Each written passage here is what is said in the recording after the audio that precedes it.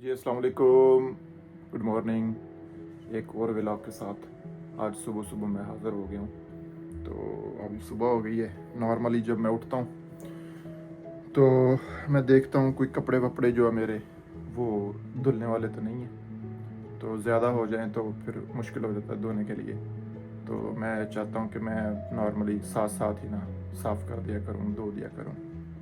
Automatic machine है तो machine में ही डालना होता है, तो इतना मसला तो नहीं है, डंडे सोटे तो नहीं मारने जो कपड़े धोने के लिए।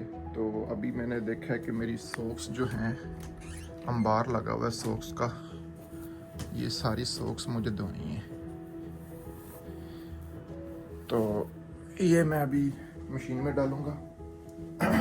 कुछ लोग काम पर चले गए हैं, तो एक भाई साहब हमारे, उनकी नींद बहुत लंबी है, वो अभी तक सोए हुए हैं। तो अल्लाह आपका भला करे, ये मशीन में डालूँ मैं। लो जी, ये मशीन च पा दिते, विच पा दो सरफ, ये सरफ डाला जी। ये हमारा बैकयार्ड है, ठीक है, इधर कपड़े डालेंगे। अभी यह है कि मैं चेक करूं कि रात में लेट ही आया था, ग्रोसरी की थी मैंने। यह है कि चेक करें,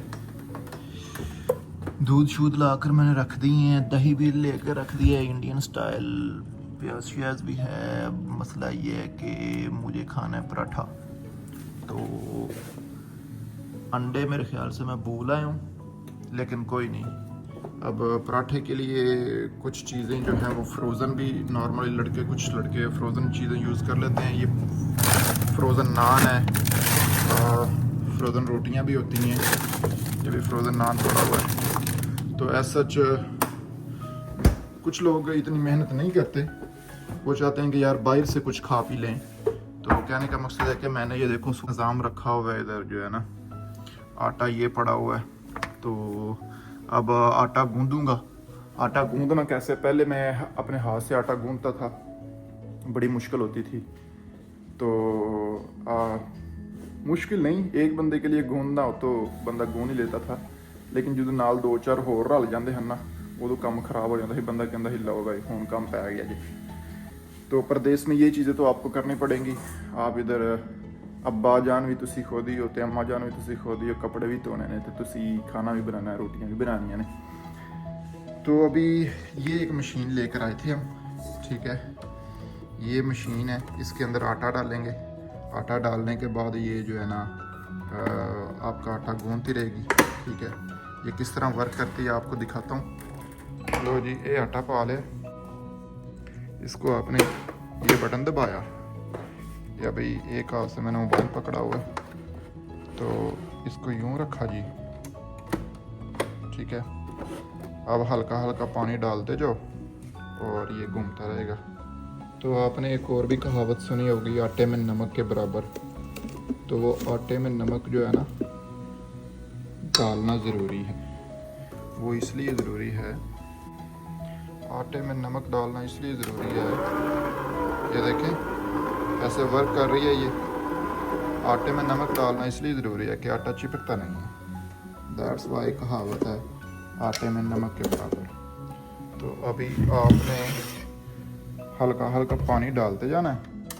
ये मैंने चला दी है, हल्की सी, हल्का सा पानी डालना है, ये देखें डाल दिया, और ये काम करती रहेगी। लेकिन इसके ऊपर खड़ा होना पड़ेगा, पानी ज़्यादा कर दोगे तो फिर फ़ायदा नहीं है, फिर ख़राब हो जाएगा आटा।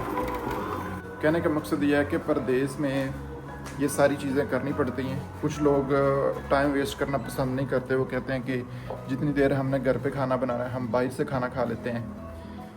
लेकिन पर्सनली अपनी अपनी चॉइस है, मैं बाहर से खाना पसंद नहीं करता, तो मैं चाहता हूँ कि मैं घर पे ही जो फ्रेश होता है वो खाना खाऊँ, और इससे सेहत भी आपकी ख़राब नहीं होती है। ऑफ कोर्स हेल्थ बेनिफिट्स भी हैं। ये चीज़ें जो हैं